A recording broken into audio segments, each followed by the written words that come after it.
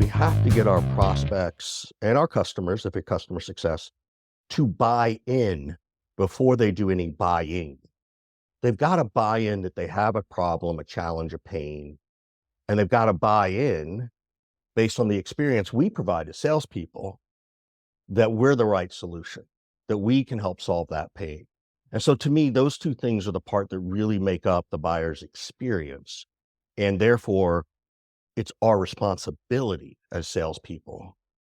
And if not our prime directive and mission is to give them an experience that's meaningful to them and supportive to them in solving their pain, not supportive in us trying to hit our goal, target, and revenue.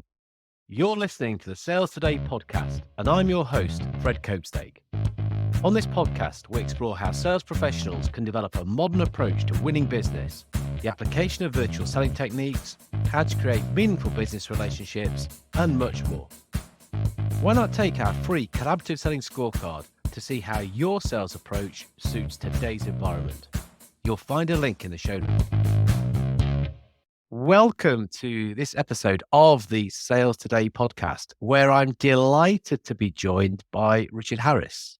Richard is author of The Seller's Journey, and more importantly, I would say, he's also a return guest because we've had a chat before. So, Richard, welcome back, sir. You're one of these people where it's like, I think I just saw you yesterday and it could have been 6 months ago. We were just saying that I want to know when he's coming to the States so I can just sit down and have a beer with this guy. So you're like one of those fun people, Fred. So I'm delighted to be back and appreciate the support. And like you said, just having a good chat. Well, no, it is. And we just literally picked up the conversation where we left it last time. Yeah. But we might fall out over my first question. I don't know. Let's see. So look, you're launching The Seller's Journey. So it's your first book. Congratulations. Thank you. However, haven't you actually got it wrong? Shouldn't you be talking about the buyer's journey? So I'm really glad you asked this question because I bring it up quickly in the book. No, there is no such thing as a buyer's journey, particularly on a cold call. There is only a buyer's experience through a journey that the sales person and marketing working together create. So maybe there's a buyer's journey kickoff when it's an inbound. Like if I'm going to go buy a TV and I go online. Okay, well, the only thing that matters is getting on that website. Everything else is about the experience that I have on that website. And my example of this is, and I'll ask you this, Fred, and we have not, pre-discussed this. How many apps are on your phone that you don't use because it's just a crappy app? Oh, most of them, I think. Yeah, exactly. Yeah, really. So that's my point. So at some point there was this, I need to go on a journey to find something to help me.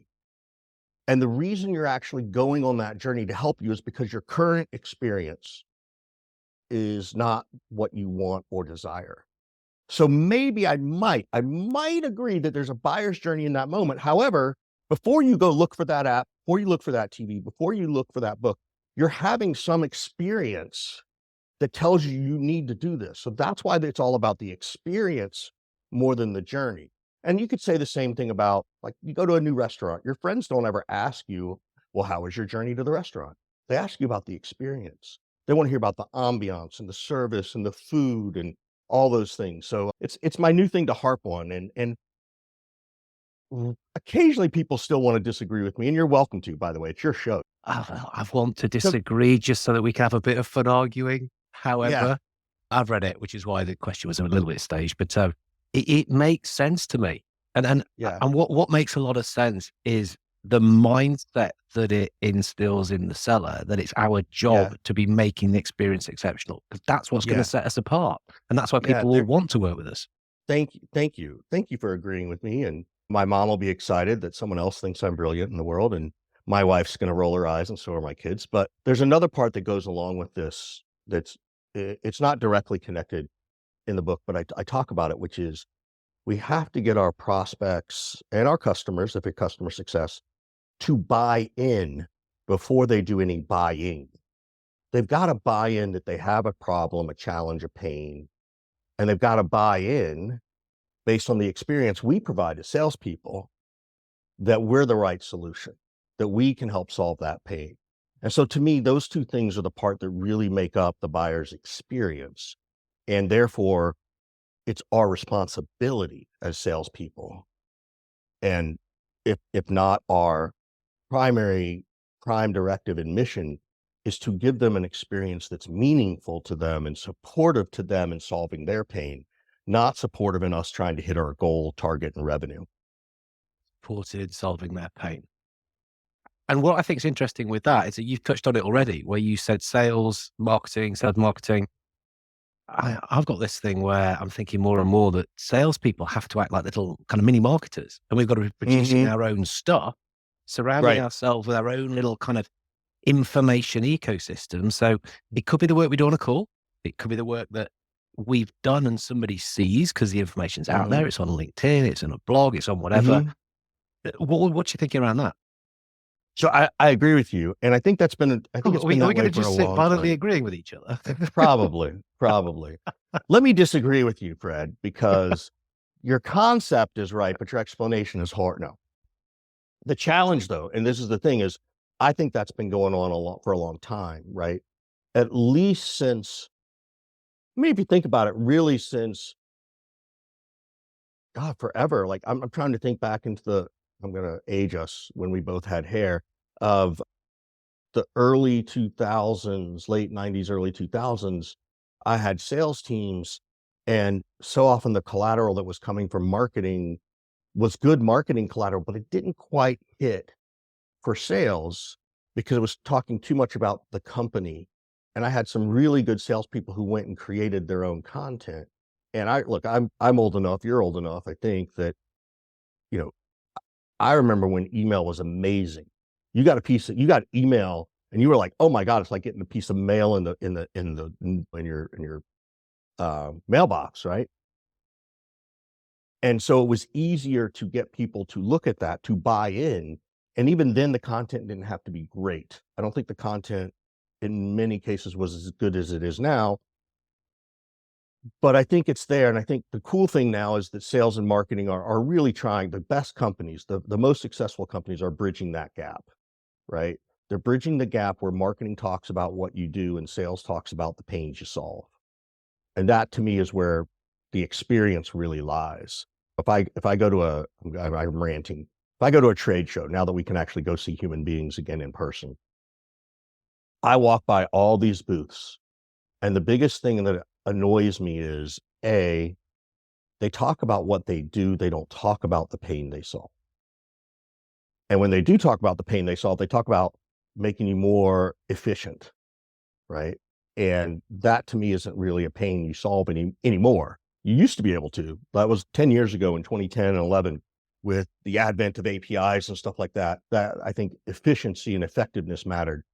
So it's getting better, but there's still a lot of gaps there. So I'll shut up. That was a long rant. So No, you're the guest. People can listen to me on the solos if they want to hear me ranting on. But no, I can certainly hear myself in 2000, 2010s talking about sales stature, and it's creating content so that you are perceived to be the go-to person. yeah, Now, yeah, that's slightly different. That's a little bit selfish. That's being done so that people want to talk to you. yeah. Whereas what we're saying now, the mindset is the experience. It's about you're Mhm. creating stuff because it's useful for them in Yeah, making sense of stuff, which is a yeah. slightly different objective in why we're creating what we're creating and why we're putting it out there and how people can find Yeah. it.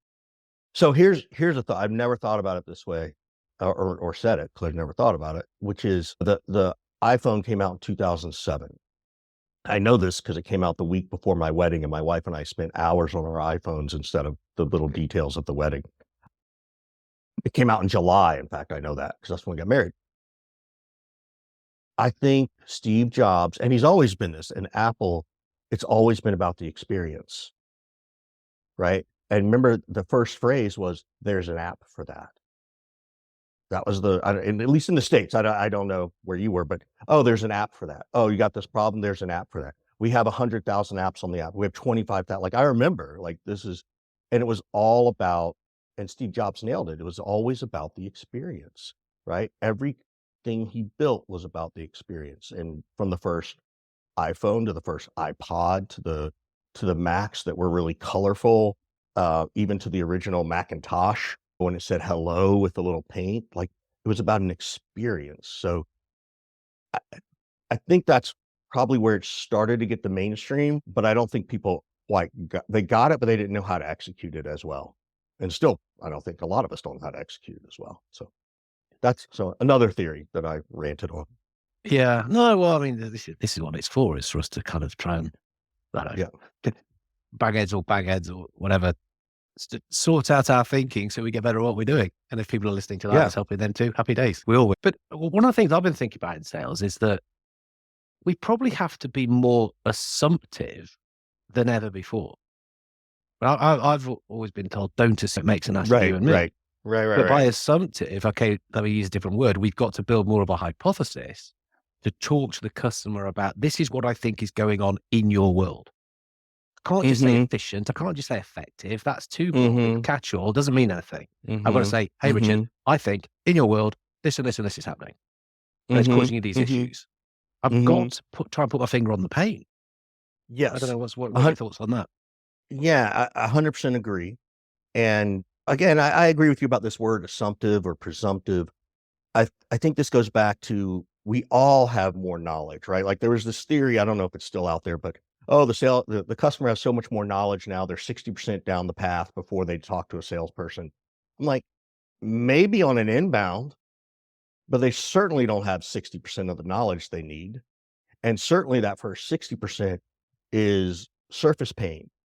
It's not the emotional pain. It's like, oh, I need a TV. Okay, I know I need a space like this. Oh, I need this. Well, now I'm going to go to the store and I'm going to dig in. And it's the last 40% that matter the most, not the first 60. I get the concept that, yes, they have that knowledge. Therefore, when they come look for you, you need to be, present and center, which then goes back to the theory of, it's about the experience. The way I say what you said, right, is, so whenever I'm working with someone, and it's the first discovery question I always ask is, hey, Fred, what's happening over there that made you want to have this conversation? Which is very different than saying, well, why did you want to? If I say why, now Fred's got to get personal, right? Like I think we've all read Never Split the Difference and Chris Voss and Don't Ask the Why question in most cases. But if I say what's happening over there, now I'm talking about an event. I'm talking about something. Trying to get them to tell me this experience. And to your point, 100%, 99 times out of 100, we know the answer to the question. We just can't tell them, hey, we might be able to say, is this what's happening, Fred? I talk to a lot of people and this is what they tell me. Is that you, or is there something else? It's very delicate in how we present that so that we don't seem pushing, right? Like I used to tell this story that if you go home, I go home for Thanksgiving. I live in California. I go home to Georgia and I see my family and it's like 30 people, right? And I love Thanksgiving. Here it's a big holiday. And you have to be careful because so often when you got that many people to talk to, it's almost like you're talking at somebody, not talking with somebody, right? And so I have my favorite cousin, Pam, and we always make sure that we sit down and talk with each other. And it's not intentional that I don't want to talk with everybody, but I think it just happens. And I think the same thing happens in our sales and business conversations, that if we talk at each other, it's not as much fun. And look, believe me, I'm married, I have kids. There are times I'm talking at my family and that's not good, right? Hey, go take out the trash, go do this, go do that, right? So anyway, so that's my thought on where that all went. But I think that's how sales has evolved anyway. We Mhm. used to try to sell at people. If you think about it, the Mhm. sales process, our CRM, it's set up to go from Mhm. step to step to step Mhm. to step to step to step to step. So Mhm. you do it Mhm. to Mhm. somebody. Mhm. Now Mhm. we collaborate more. We're doing it with. We're helping them to think. We're helping them make sense of stuff, giving them Mhm. clarity. That's what Brilliant Experience is. And that's why they want to work with us, because Yeah. you've helped them get their head around stuff rather Right. than you've push them down this route, like a sort of a sheep on its way to be sheared or whatever it is. And again, that mindset on how we're positioning ourselves to what we've got to do, it's different. It's different Yeah. today than it was even a couple of years Yeah. ago. Yeah. It's interesting. I literally this morning I was reading something and I actually need to write about a post on it, but and I was listening to one of my clients' discovery calls, and the prospect said, "Oh, that's really interesting."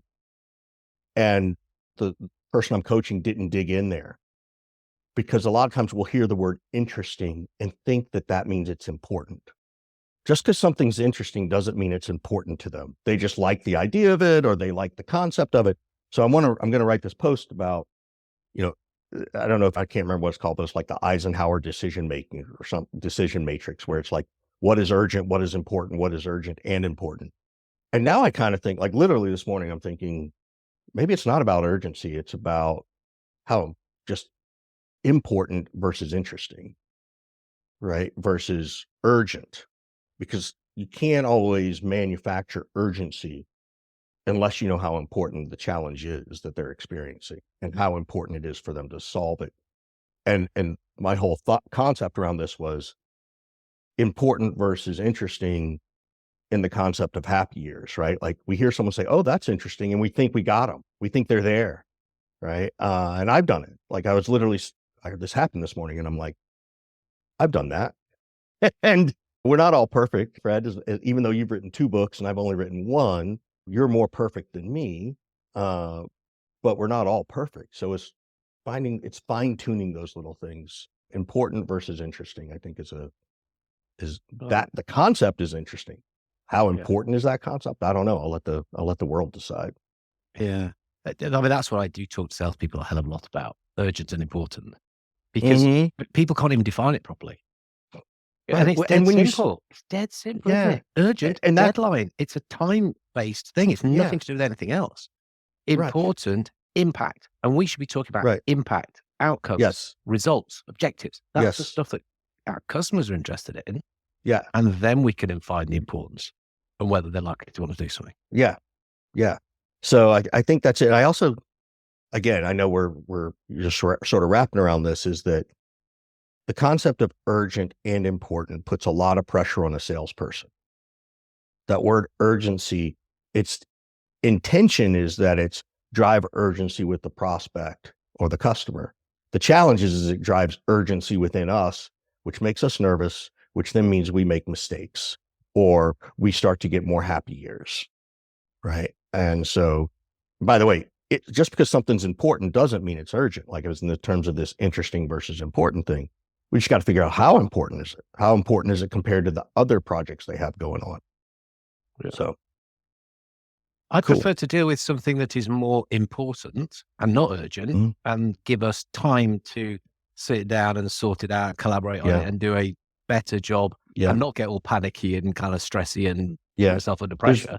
Be way better. yeah, there's a book series I've been reading. It's about this Navy SEAL guy, and it's written by Navy SEALs, so it's fictional. But repeatedly, the character remembers this concept that his father taught him, which was slow means steady and steady means fast, right? And it's important you can slow things down to get to that steadiness to dig in. And then once you dig in, to your point, and get to that economic impact, then it will speed up through natural causes. Yeah. Actually, just thinking using those kind of military analogies, which again in sales, I always get slightly uncomfortable with depending what we're using Mhm, it for. Certainly in British military, they talk about the 2-up concept. mhm. In other words, What's you've got to that? know, well, you've got to know what the boss wants, but you've got to know what the boss's boss wants. If as a Ooh, have you written about that? salesperson, not yet. It's going to be a race. It's going to be a race to post now, isn't No, it? I don't know, but I think like I do teach some stuff about managing up, and I think that's a really great concept that's really cool. I think you should write about that. I think that's really good. Like Yeah. you got to go 2 up. That's really cool. I like that. It's what the boss's boss wants. And so if Yep. you understand that, and that's what every British serviceman will know whenever they get any kind of order, because Mhm. then they can make a decision. Now, the Yeah. way we can spin this nicely in sales is like, yeah, you're talking to your customer, but you know what their boss wants? And you know what the big boss Yeah. wants? Because if you know Yeah. that stuff and you can put Yeah. your proposal around that, that's where you're going to start to move things forward faster, because they are Yeah. going to be more interested in doing something about it. Yeah. It's interesting. I define that again in like a first or second conversation, generally the first. Like we know, Fred, you have a first conversation with someone, and if it's not a one call close, what's the prospect going to say to us? So you get to the end of the call, what happens next from the prospect side? What are they going to go do? But think about it, aren't I, Richard? I'm going to go Well, well, think. in addition to thinking about it, what else? Well, that's Who are they looking going to take around it at to? everyone else who might be able to deal with Yeah. it. And But yeah, do they have to take it to their team internally? more than likely. Right. So And my probably more so than ever before. Buying decision-making units getting yes. bigger, aren't they? They're getting bigger. Yeah. And so my recommendation is we've been taught so much to figure out who the authority maker is, who's the decision maker, who's the economic buyer, who's the product buyer. None of that stuff matters in an early conversation. The only thing that matters is who's the most skeptical, because I'm not going to get to the right people unless I get through the skeptic. So I might say, hey, Fred, look, I know how this rolls. At the end of this conversation, you're going to go have a conversation internally with your team, which I think you should. Totally support it. When y'all look at things like this, who's the most skeptical person on that team? And what are they skeptical about? Because when Fred tells me that, now I put my prospect or customer into the mindset of their peers and their bosses or their two-ups. And they're going to come back and they're going to immediately say, oh, it's Sarah, it's Richard, it's Fred. And they're skeptical about price, or they're skeptical about build versus buy because we already have something, or they're so now all of a sudden Fred tells me who the skeptics are. I can now try to give Fred a little bit of information to help Fred become that champion I need him to be, versus hoping he becomes my champion and carries the right message forward. I love that. I love that. Yeah. Yeah. So who's the most skeptical? Yeah. Yep. Oh, you must have a name for the most skeptical, because I know in other areas you talk about grumpy Gusses and people like that. Have you got like Yeah. So skeptical you know what? Scots or something like that? You know what's so funny? I haven't, right? Like I talk about Grumpy Gus, who's the salesperson who's been through enough sales trainings that when Richard walks in, when I do training, they sit in the back of the room and like, I don't need one more training, right? So now that being said, I ask that question of my prospects: who are the Grumpy Gusses? Who are the skeptics? Yeah. Because I want to make sure we talk about how to engage them and make sure they feel comfortable and that they're not sitting there bored, right? As best I can. So, but I haven't created Skeptical Sam, but maybe I will. That's a good one. They need a name. They definitely need a name. Yeah. They definitely need a name. Who's Skeptical Sam? There we go. And then Another little note. Right. And then, well, I'm writing that down. Work off the back of this podcast, aren't we? Which is great. Yeah. Which is absolutely the point. Hopefully the listeners do too. Hopefully they'll be picking Yeah. up on stuff and are applying this rather than just sort of having a, oh yeah, that makes Yeah. sense type Yeah. moment. Let me ask you then about map and compass then, because we've talked about the seller's journey, the buyer's experience, and so you talk in the book about we have to get our compass out and we have to kind of navigate that. So Right. just sort of tell us a little bit about kind of how you cover that, what you mean about that in the book. Yeah. So I hope I don't bore people, but the quick version is I came up with this concept of neat selling, NEAT. And I really just came up with it in a bar. I've got the cocktail napkin somewhere. I should probably frame it. And I was trying to figure out how do I differentiate myself between Bant, and this is before Gap and like before Challenger. Well, Challenger had been out. And at first I was going to call it Nate selling, Nate, and I was going to have this cute little character. And then I started playing with it and I saw it was neat, NEAT. And I was like, oh, that's like a compass. So you have an N at the top, an E at the right, an A at the bottom, and T at the side where west goes. And so I thought I could play off that. And then the whole goal of it was that you don't have to follow it in that order. Like Bant, you were supposed to follow in a certain order. Medic, you're supposed to follow in a certain order. And so it was a compass because no conversation is linear. Right. And that's been the challenge of CRMs. CRMs have forced us to think that a sales process is linear. And you can control the process. You can try to control the conversation and go down a certain path, but sometimes economics come up way sooner. Sometimes budget comes up faster. So I don't want to move away from that if that's where the customer goes. I might navigate away in a certain way. I might, if I get on the call and the first thing they say is, so how much is this going to cost me? I might say, look, before we even get to economic impact, let's talk about some other things first. So, but they may want to start at this economic conversation. and it's okay in some cases, but I need to direct them back to to figuring out the pain, right? So that's where it came from, right? Was just this concept of differentiation and the thought of that nothing's linear. So just so we know what the NEAT Yeah. stands for, it's Yes. Go ahead. so what does it stand for? Oh, I thought you okay. Yeah, Fred, you don't know. I'm really I, disappointed. I thought you read the book. I'm I do. I've got so it open in front of shattered. me. I'm shattered. I'm emotionally torn It's now. here. It's in front of me. Yeah. It's need, right? We have to understand the prospect's needs. Then we need to drive to the economic impact of those needs. And what economic impact means is how painful is it right now? And asking questions in such a way that they give us the right kinds of data based on their own experiences for which we can determine a true economic impact in dollars and cents. How do we dollarize the pain early? And so that's what the E stands for. And it's about being in the present. Then A, again, kind of going back to the skeptic, is that A is about access to authority. You're never going to get to authority very quickly, right? We don't need to know that part. We need to figure out the access to authority. We need to figure out who is the skeptical person. How do I help Fred talk to skeptical Sam in terms of making sure Fred doesn't look like a fool? Fred's got to go take this back to his team. I don't need Fred to look foolish. I don't want Fred to look foolish. One, yeah, certainly for me, but two, I don't want to do that to a human being. I want Fred to be intelligent. Fred's putting his career and job and financial security in me. And if he makes a fucked up decision, then that's on me. That's not on Fred. I'm there to support Fred, not support me. And when I do that, that's how I've created a champion. And that's how I try to win the trust of people, right? Like I say a lot that it's not our job to get our customers and prospects to fall in love with us. We want them to fall in trust with us. So when I can help Fred understand the economic impact, and then I can help Fred understand who the skeptics are so that when he goes to talk to them, my hope is that I've built enough trust with Fred that I get at least shortlisted in the beginning.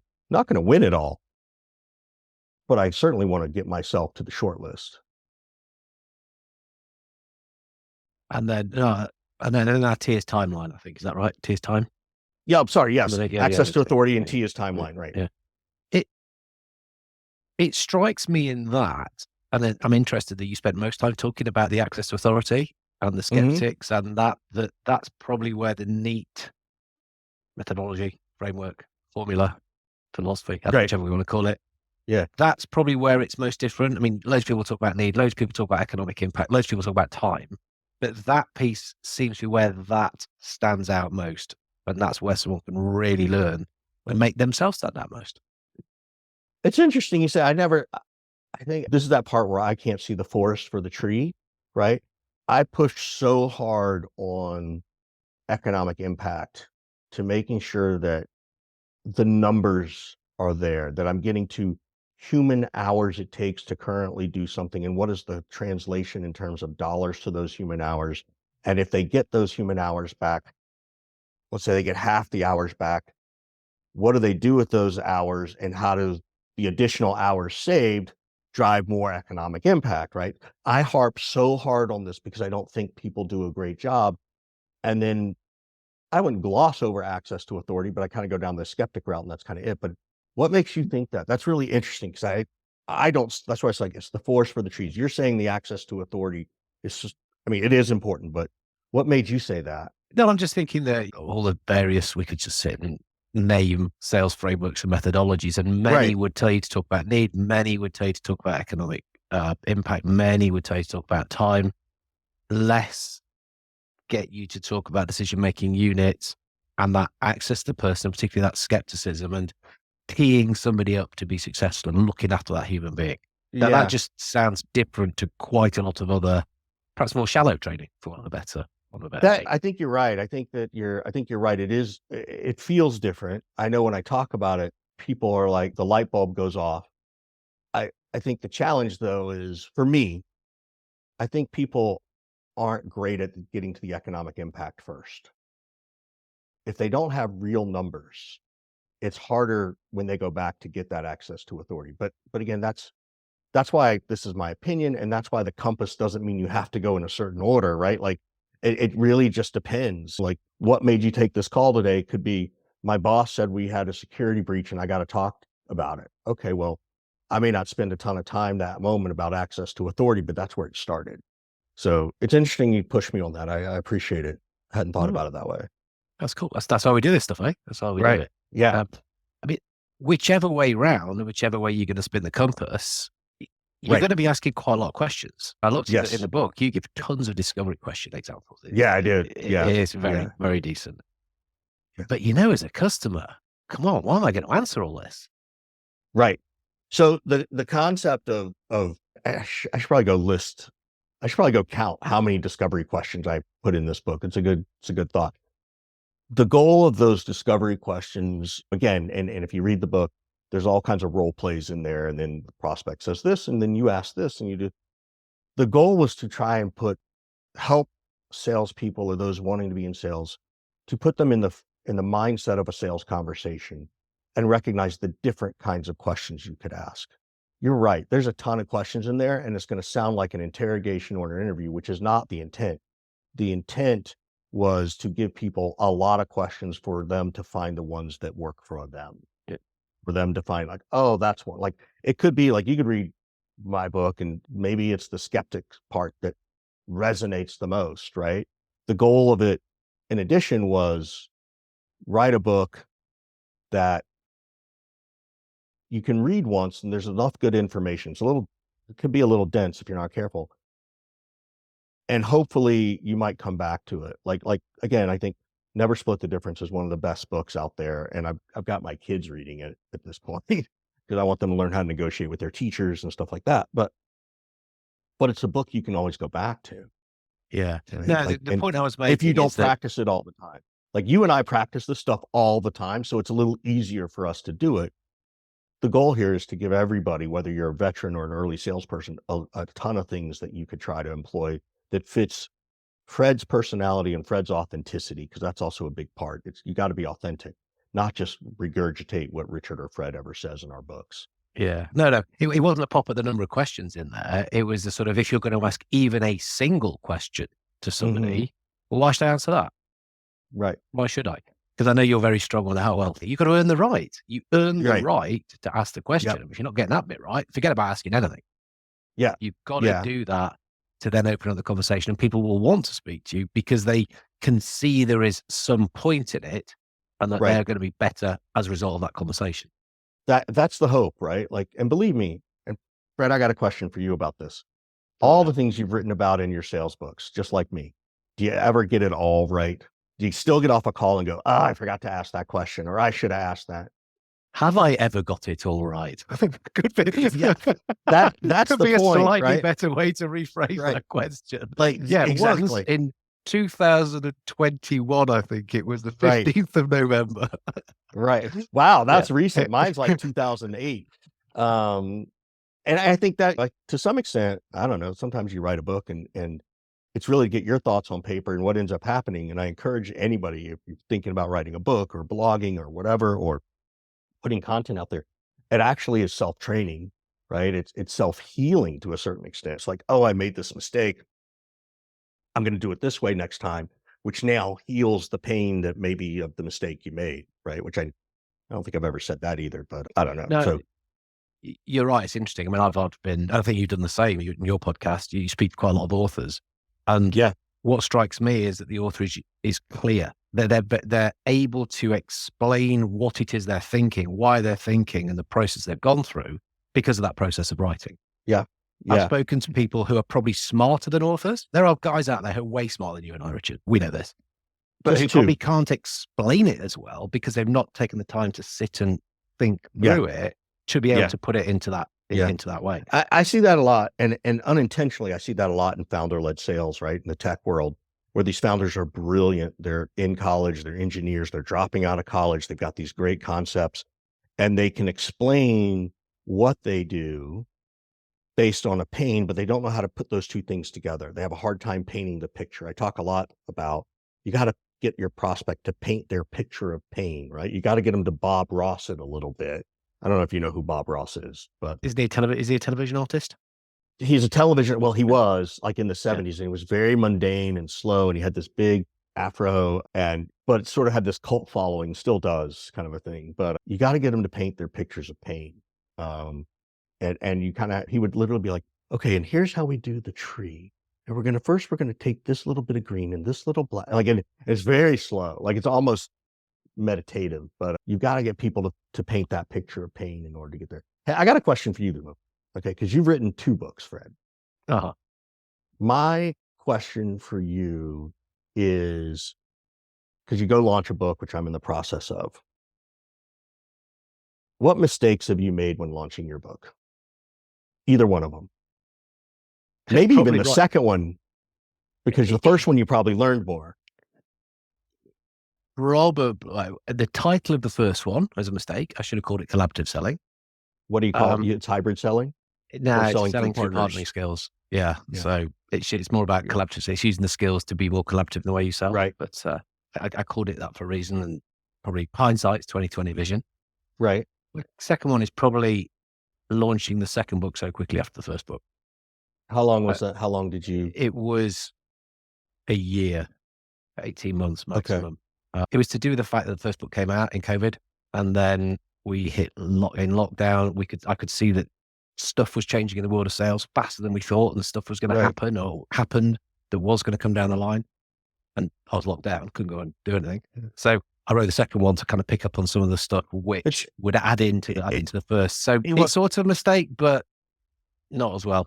But somebody said, What's interesting though, because look, Jeb Blount can write a book in like 6 months, right? And everybody will run to it, but maybe that's just his pattern, right? Like, people are used to it, and he's got the following of like, oh, it's another one. I got to go read that one too, because he's so on top of stuff. But what advice would you give to people who are thinking about writing a book? What's do it? Because I know there are people who get on with it.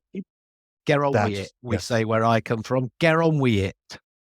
If it's there, that we've already touched on this. The process of going through this and the clarity of thought and the kind of the benefit you will get from doing that, just from that kind of almost selfish point of view. Yeah. Brilliant. But from the unselfish point of view, I mean, if you've got something that you are looking to share, somebody somewhere is going to benefit from that. So again, you're kind of doing a disservice if you don't do it. And forget about all these people who go, oh yeah, I don't can write a book now and all this. But it tends to be people who've not written a book who say that. Yeah. Go for it in a big way. I think that was my biggest mistake too, is that I started writing different concepts of a book 3 or 4 years ago, and I thought I was going to get serious during COVID, and I just couldn't pull the trigger, and I just emotionally, I couldn't. I think, depending on how you do your book, like if you're self-publishing, it ain't cheap. So I think I let the, how much is it going to cost me to write the book, prevent me from putting thoughts on paper. That was my mistake. Like, put your thoughts on paper. The rest will take care of itself. Don't even try to organize it. Like, that's my advice to people, because a couple of people have asked me, is like, just get your thoughts on paper, like you said, and it is going to make you better. Don't worry about how you're going to publish, who you're going to publish, what the cover is going to look like. Don't get distracted by all the, for lack of a better word, maybe the fun stuff, right? Like the cover and the art and this. I was like, no, you just got to get it on paper, because you can't even do that stuff until you finish the book, ironically, as much as you think you can. And while you're doing that, the clarity of thought that you'll get, you can use it in the meantime. You don't every have to wait day for the book to come out. It'll just go, I've got stuff to post the next month now. Yeah, I can use that. I can make videos around it. I can test it. I can use it. And by the way, nobody's going to care. Nobody's going to care if you wrote a blog post about it or a LinkedIn post 6 months ago, because your book's not going to come out for a while. And if they do care, well, then screw them. Like, that's like nobody's going to. Fred, does anybody ever come back and say, Fred, you wrote about this once before. Why is it in your book? I can't believe you repeated yourself. Has anybody ever said that to you? Actually, I'd go beyond that and say the whole point is that you should repeat yourself, because that is your thing. That is what you're known for. That is what you do. Yes. Yeah. If you go and see Metallica and they don't play Sandman, you're going to be pretty fed up. Yeah. You're going to hear them play that. So when you've written a book and you put your stuff in there, and that's the thing you're known for, you say it again and again and again and again and again and again and again, because that's your job. That's such a great answer. I love that. Thanks for letting me flip it around on you. I appreciate it. No, it's look, I've got a guy who's got his own podcast here. I'd be crazy not to let you kind of Yeah. spin things a little bit. Oh, Richard, time has flown Yeah. as I knew it would, as I knew it would. It always Yes. does. Where can people get in touch with you?